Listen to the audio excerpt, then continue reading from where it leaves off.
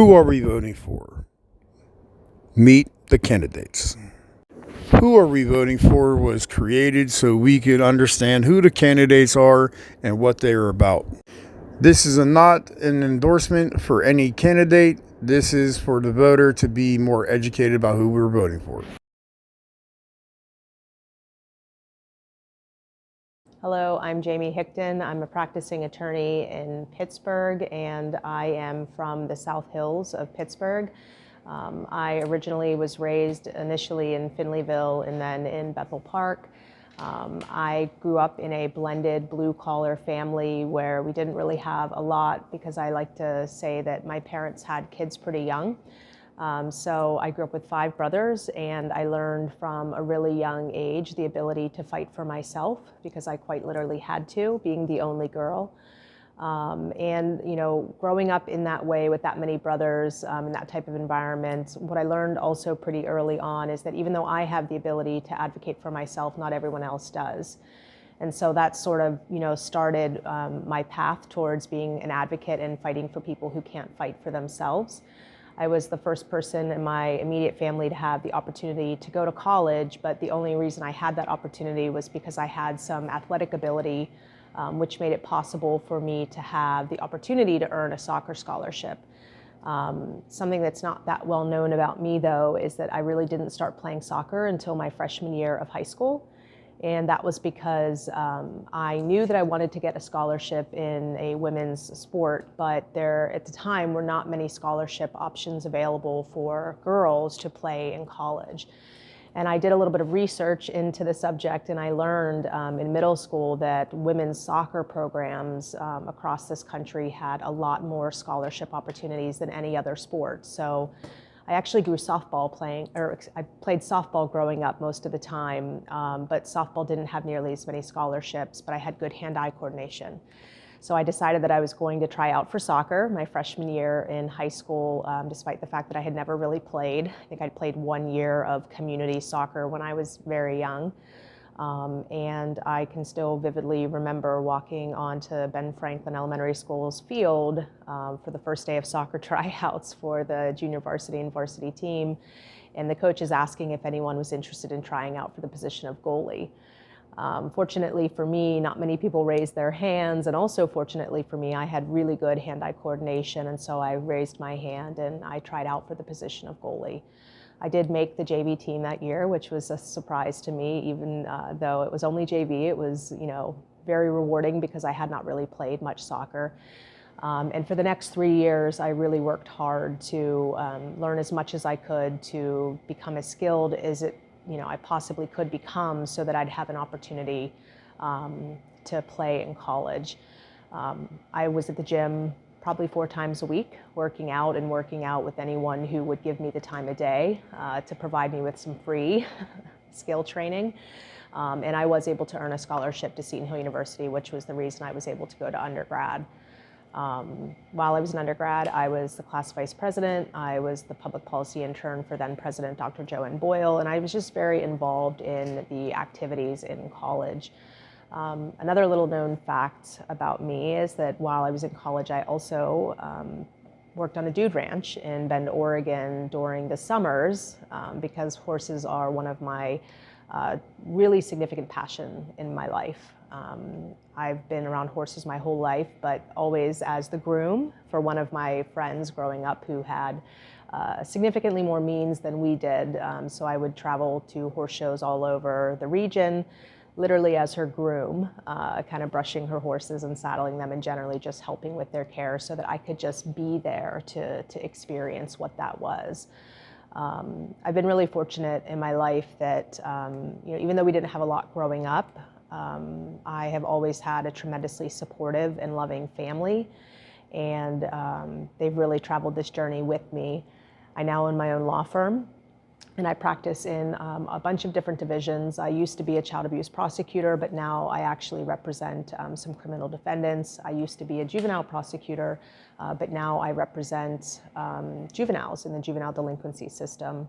So I think the important skills for a court of common pleas judge is that, one, you have to be a compassionate person. You have to be a fair person, and you have to be very experienced to be able to hear the types of cases that come before common pleas judges and then exercise the proper temperament and disposition that renders a just result. Coming from the family that I came from, growing up with 5 brothers and being the only girl, I oftentimes had to resolve disputes amongst my brothers and sort of play the mediator to make sure none of them got too physical with the other and no one got hurt. So I learned the ability to sort of mediate disputes at a really young age. And, for me, in all of the experiences that I've had in my profession, I've worn all the hats in the courtroom. And I think that lends itself to what is part of my skill in this race as I run for this position, which is that, I've been a judicial law clerk where I've seen behind the curtain, and I understand what's important to judges and what they need to consider to make these incredibly important decisions. I've been a trial attorney, prosecuting and defending some of the most heinous cases that are out there. I've worked directly with children and families in the child welfare system, and as a former foster parent who adopted all my children from that system, I intimately understand some of the struggles that these families face. I think it's a skill to be able to have that lived personal and professional experience that then you can utilize while trying to seek justice for these people. And because of a lot of my life's experiences, I am a compassionate person. I'm someone who genuinely cares about the welfare of the people that I engage with. And, I've had to utilize that skill numerous times in the context of my private practice and in all the roles that I've had. I believe that I should run for Court of Common Pleas because I've been in this field for almost 20 years. I've been a juvenile probation officer, I've been a foster parent, I've been a child advocate in the child welfare system, both representing parents and children and guardian ad litem. I've been a solicitor for CYF. I've been a juvenile prosecutor, a child abuse prosecutor, and now I represent people on the criminal defense side. And what I've experienced time and time again in the courtrooms all across southwestern Pennsylvania is that most judges are genuinely really good people. I can't even point to an experience that I've had with the court where I had concerns about whether the judge, genuinely was a good person. But what I routinely experience over and over again are courts and systems that have individuals in these incredibly high positions of power making these decisions that affect lives who've not actually worked directly with the people that judges serve. And what I've experienced in that time is that when you yourself have never really struggled, or when you yourself have never faced real adversity in your life, not like I might not get into a college, right? Like real adversity. Are my lights gonna be on? Am I gonna have another meal? Are my parents struggling with addiction? Am I struggling with some significant trauma that I've had to kind of navigate my way through so that I can live a productive life? When you have people in these really high positions of power who either have not experienced that themselves or have not worked directly with people in the streets, in the real world, who've experienced those types of traumas and struggles, the court necessarily can't be intimately aware of those issues. And that's really what I've done for my entire career. For almost 20 years, I've fought for people who struggle to fight for themselves, and I've been in the streets. As a juvenile probation officer, I was in people's homes, I was in the school, I was in the community. I've seen almost every single juvenile justice placement from the inside. So for me, it's about having that actual direct experience working with the population that judges serve so that I can use that direct experience to try to help the individuals that are system involved as they try to navigate their way through that system. So this has been a really long journey for me to get to this place where I find myself. And I think, if someone would have said to 8-year-old Jaime, who lived in a trailer park and was running amok with all of her cousins and her siblings, and generally it was sort of a Lord of the Flies situation, that at some point in your life you're going to have the opportunity to run for judge. And, what would that look like for you? Why would that be important to you? What do you think that would be? I would have laughed at you, because coming from where I came from, this was not even something that really I thought was an option. Growing up the way I grew up, I thought the best I could really do was get a college education and get a decent paying job so that I could provide for my family financially in ways that my family wasn't able to provide for me when we were young. And it's not a knock to my parents. I have the most wonderful parents that anyone could ever imagine, and they sacrificed so much to give us opportunities that they didn't have. But there were things that we couldn't have because of our financial situation. And you know, judges have immense power. They can quite literally decide whether you're a free person.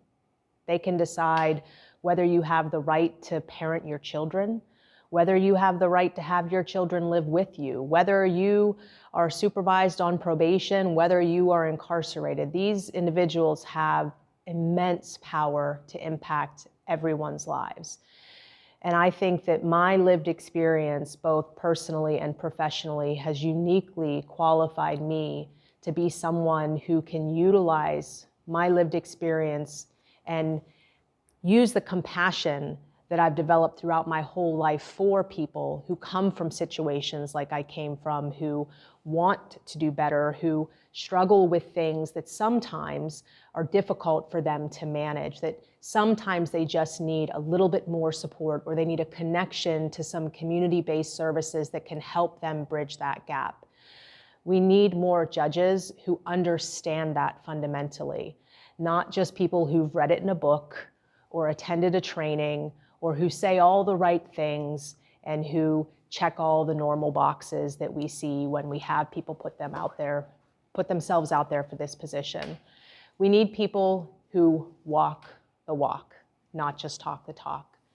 And so for me, that's really what this is about. This is about my entire lived experience has led me to this place where I feel ready. And I feel that this is the time for me to take this next step, to be able to use all of that experience so that I can help even more people in a bigger role than I've had in my career. I've fought for everything that I've ever earned in my life, tooth and nail. I joke around, it's like you can't see the gray that well in my hair, but trust me, it's there. I've been in this field for 20 years, and I've worked with thousands of children and families trying to help them access services, to navigate this system, and to create a situation where they no longer need to have any system involvement so that they don't have that system involvement in the future. I grew up with 5 brothers, the only girl, so fighting for people and advocating for people who can't fight for themselves just comes to me from second nature. I'm someone who's lived a challenging life at times. You know, I didn't grow up with a silver spoon in my mouth. I was the first person in my immediate family to go to college, to have that opportunity, put myself through law school. I've worked union jobs. I understand what it's like to sometimes worry about whether you're going to be able to pay all of the bills that you have.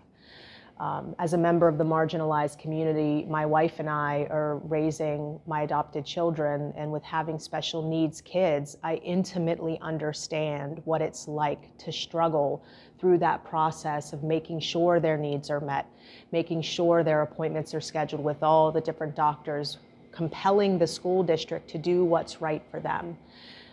This is something that has been my entire life, this type of existence. And so, you know, we need judges who get that, who've really lived, who have walked the walk. And because of that, because of all that I've experienced, both personally and professionally in the 20 years that I've been in this field, that's why you should vote for me for Allegheny County Court of Common Pleas Judge.